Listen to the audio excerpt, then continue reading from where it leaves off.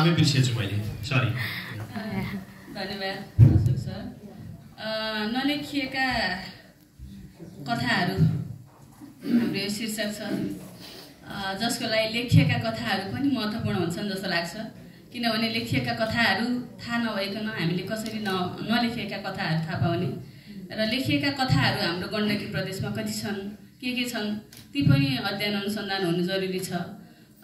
हामीले यो छोटो बसाइमा चाहिँ केही लेखिएका कथाहरू पनि त्यसको बारेमा पनि हामीले भन्नुपर्ने हो कि जस्तो लाग्यो। र लेखिएका कथाहरू कति छन् र नलेखिएका ती विषयहरू हामीले खोज्दै गर्दाखेरि यो चाहिँ बृहत अध्ययनमा जानुपर्ने, बृहत अध्ययन अनुसन्धानमा जानुपर्छ। किनभने यति छोटो समयले चाहिँ यो परिधिलाई चाहिँ धान्न सक्दैन जस्तो लाग्छ। किनभने लेखिएका कथाहरू धेरै छन् र नलेखिएका कथाहरू कुन कुन हुन् भनेर खालि यो सतै रूपमा हामीले भन्न सकिँदैन। र पनि हामीले यति थोरै समयमा र हाम्रो जिल्लाको परिवेशले गर्दाखेरि पनि म चाहिँ लमजुङ जिल्लाबाट प्रतिनिधित्व गरेको कारणले लेखिएका कथाहरू लमजुङको रूपमा, लमजुङबाट मैले हेर्दाखेरि चाहिँ लमजुङमा विशेष त कथा उपन्यासहरू चाहिँ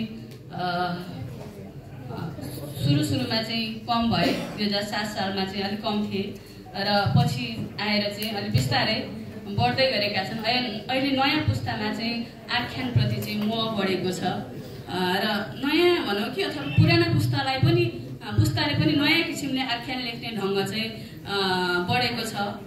त्यो देख्दा चाहिँ खुसी लागेको छ। जस्तै अब देवी प्रसाद सुवेदी सरको चाहिँ मनु उपन्यास अहिले पद्मश्री पुरस्कार पनि प्राप्त गर्यो।